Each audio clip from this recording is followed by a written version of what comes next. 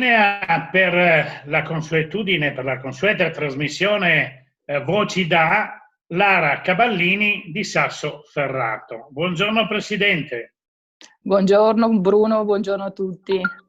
Io dirle che sono onorato di poter sentire lei è poco. Sono onorato perché sono in linea con una delle più importanti torrefazioni del territorio e con l'amministratore delegato della Dersut Caffè. Allora, grazie, invece sono io che ringrazio per l'opportunità. Grazie. Le vorrei chiedere, Presidente, sì. Le vorrei chiedere quali difficoltà, immagino molte perché ci sono le attività commerciali chiuse, i bar chiusi, in funzione di questa grave pandemia che è il coronavirus, come state vivendo la situazione? La stiamo sicuramente vivendo in una situazione di estrema emergenza perché, al di là di quella che è l'emergenza sanitaria, assolutamente, perché il pensiero bisogna farlo per tutte le persone che sono mancate e per chi ancora è continuamente in prima linea. Questa emergenza sanitaria si è trasformata in un'emergenza economica di proporzioni, secondo me, colossali.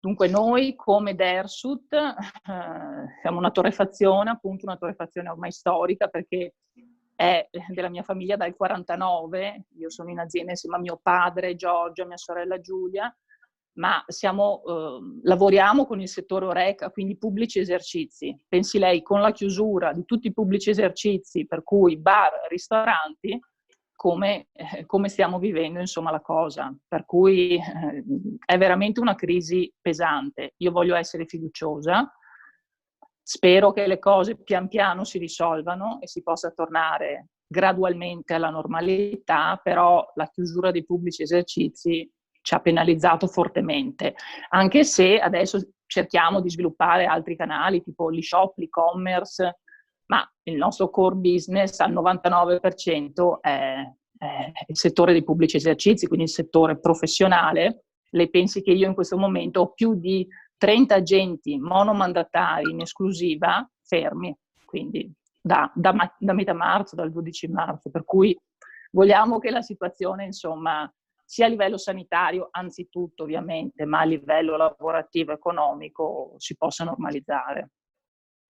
Perciò 30 agenti vuol dire 30 aziende? 32, aziende, sì. 32 piccole aziende che sono ferme. Sì, partite IVA, IVA che esatto. sono ferme. Quante migliaia di clienti partite IVA, piccoli imprenditori? Guardi, come Dersut noi abbiamo all'incirca 4.000 pubblici esercizi serviti da noi. Sono oltre le 4.000 famiglie. Ecco, esatto. Poi abbiamo le nostre caffetterie, le botteghe del caffè, le caffetterie a marchio Italiana Caffè, e quindi insomma la crisi la sentiamo. Ripeto, io sono fiduciosa. Aspettiamo questi provvedimenti, speriamo che consentano ai pubblici esercizi di riaprire. Non so, si parlava del 18 maggio, saranno gli ultimi forse a riaprire. Però almeno avere una data, insomma, ecco, questo è un segnale, insomma, che dà fiducia. Io voglio avere fiducia, perché oltretutto è vero che adesso, mi permette una riflessione Bruno, adesso i bar devono cercare di puntare, o anche i ristoranti, ad esempio, sul servizio delivery, consegna, però ecco, il caffè al bar io credo che manchi tanto, quindi bisogna comunque iniziare con ingressi contingentati, distanziamento sociale, però gradualmente bisogna riprendere, perché il buon caffè, come diciamo tutte le eccellenze italiane, il buon caffè è segno anche di convivialità, quindi piano piano dovrà essere recuperata, me lo auguro, insomma, fortemente, sia qui, sia poi per il turismo, per tante cose, ecco. Quindi io non le voglio non la voglio spingere ad essere cattiva, però in questo momento bisogna fare delle riflessioni anche pesanti. Allora, la riflessione mia pesante è questa. Allora, adesso le critiche devono essere costruttive, perché comunque ci troviamo in questa situazione e bisogna anzitutto pensare a uscire fuori di questa situazione, ecco, perché veramente io penso a tutte le persone che ci troveranno certi a perdere il lavoro, o appunto i bar, insomma tutti gli operatori del settore, la FIPE, la Federazione Italiana dei Pubblici Esercizi. Se lei ha sentito gli ultimi discorsi del Presidente, ha dato dei numeri che sono veramente, che terrorizzano, insomma, a livello di chiusura di pubblici esercizi, di perdita economica, per cui comunque cerchiamo di rimboccarci le maniche. Voglio però sottolineare una cosa a cui sto ripensando da tanti giorni, cioè io a gennaio, già glielo dico, questo è proprio così una mia riflessione, quando parlavo con i miei agenti e mi interrogavo sul calo di vendite nei bar, negli eventuali bar gestiti da persone di nazionalità cinese, e perché così mi ponevo delle domande, appunto, e gli agenti mi hanno risposto, qualcuno mi ha detto: guardi che i bar gestiti da persone di nazionalità cinese stanno tutti chiudendo, perché dalla Cina arrivano queste indicazioni. Io le sto parlando di metà gennaio, subito dopo le vacanze di Natale. Ora mi chiedo come mai noi siamo arrivati al 21 febbraio trovandoci in questa situazione, cioè tante cose secondo me potevano essere fatte, tante cose potevano essere preventivate e viste. Poi fortunatamente adesso la nostra regione è guidata da un governatore che ha dimostrato pragmatismo, praticità, molto razionale, bravo e dinamico. Però a livello di istituzioni a gennaio e di comunità scientifica è stato fatto ben poco. Dopo, quando è successo il disastro, hanno detto tutti state a casa, tutti fermi, chiudete tutto, però da gennaio a febbraio questo sì, me lo chiedo. Quindi io adesso vorrei uscire dalla situazione, però dopo una riflessione critica va fatta, perché si poteva evitare tutto questo, o comunque poteva avere delle dimensioni, delle proporzioni diverse, io credo. Posso permettermi di dirle, Lara, sì. Lei sta dicendo delle cose sacrosante e spero che la riapertura, andiamo verso la riapertura, non sia confusionaria come è stata confusionaria la chiusura. Speriamo.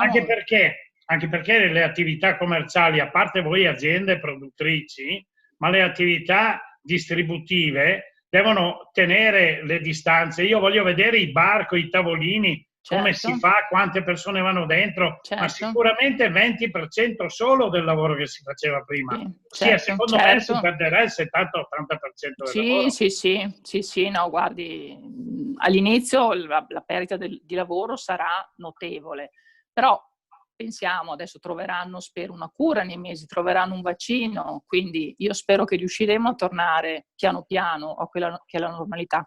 Quello che abbiamo perduto non ce lo ridà più nessuno comunque, perché guardi, io sono aperta come azienda a orario ridotto e a ranghi ridotti, a regime ridotto, ma in realtà io non sto vendendo praticamente nulla, io sto portando avanti tutta quella che è la parte contabile e amministrativa di un'azienda, per cui la parte burocratica, torniamo sempre alla fine alla burocrazia, cioè io paradossalmente sono industria alimentare, sono aperta, però sono ferma in realtà, quindi è una cosa abbastanza triste questa.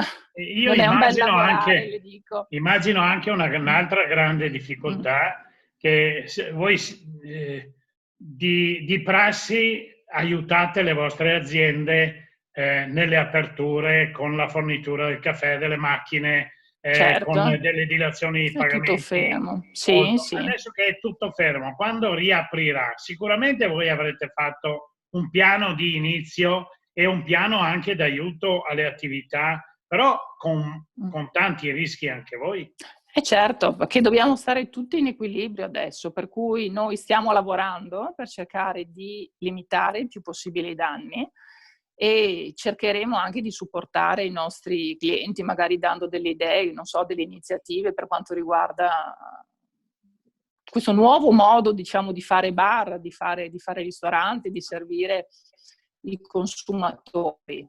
Però sì, è una sfida grande, una sfida enorme, sinceramente non avrei mai pensato di di vivere una cosa di questo tipo, insomma, ripeto, stiamo parlando della questione economica, delle questioni lavorative che sono fondamentali, però appunto poi la questione umana è terribile, insomma, quello che è successo, ecco, quindi la questione sanitaria, sì. Lei è molto giovane e affronta questa situazione con spirito diverso. Io immagino suo papà, abituato magari ad andare in azienda alle 5 del mattino, adesso si trova l'azienda chiusa, non sa Sì, come arriva muoversi. prima di me comunque, sì, mio padre sempre, sì, sì, ecco.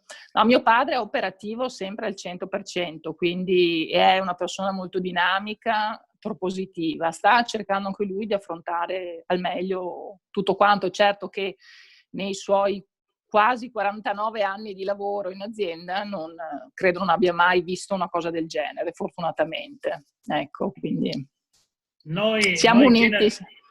qui nel Veneto siamo fortunati ad avere aziende consolidate come la vostra che stanno già pensando a metodi nuovi, me l'aveva appena accennato già all'inizio, metodi nuovi di distribuzione per poter affrontare il futuro, che indubbiamente sarà diverso. E allora chiudiamo con una voce di speranza da parte sua per il futuro delle aziende.